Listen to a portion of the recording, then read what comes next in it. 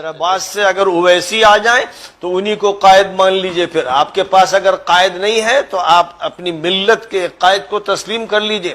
اور یہ کہنا کہ وہ ووٹ کاٹتے ہیں، یہ ایسے بے شرموں کی بات ہے، بے حیاؤں کی بات ہے. کس کے ووٹ کاٹتے ہیں؟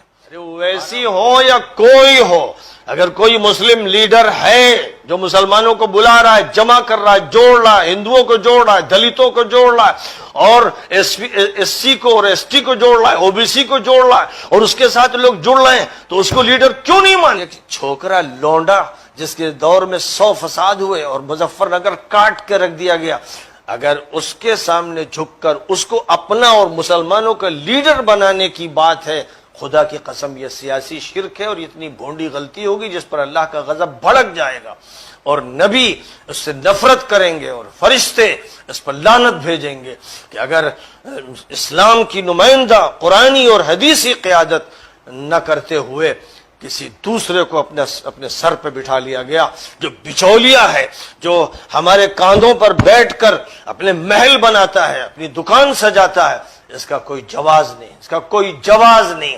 اور آپ سے نہیں بنتا ہے تو میں نے کہا تھا، پھر کہتا ہوں کہ پھر حیدرآباد سے اگر اویسی آ جائیں تو انہی کو قائد مان لیجئے. پھر آپ کے پاس اگر قائد نہیں ہے تو آپ اپنی ملت کے قائد کو تسلیم کر لیجئے.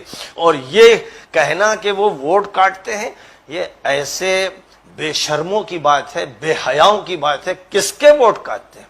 ہمارا ووٹ ملت اسلامیہ جو 20-25% یو پی میں ہے، پورے ملک میں بھی تقریباً 20-25% کہیں کم اور کہیں بیش ہے، اس کا ووٹ کون کاٹتا ہے؟ اس کا ووٹ برادری واد پر یقین رکھنے والے لٹیرے کاٹتے ہیں. اس ملت کا ووٹ کون کاٹتا ہے؟ وہ کاٹتے ہیں کہ جو کروڑوں روپیہ تو ٹکٹ دینے کے لیے لیتے ہیں، اور اس کے بعد پھر مسلمانوں کو ایسا ذلیل کرتے ہیں، ایسا ذلیل کرتے ہیں.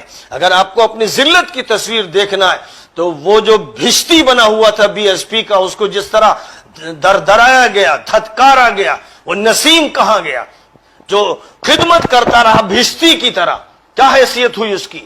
اور وہ اعظم خان جو ایک بڑے قداور لیڈر رہے، جنہوں نے ایک عظیم الشان یونیورسٹی قائم کی، اب ان کو بستر پہ لیٹے ہوئے بیماری کی حالت میں دیکھیے کہ کوئی پوچھتا نہیں.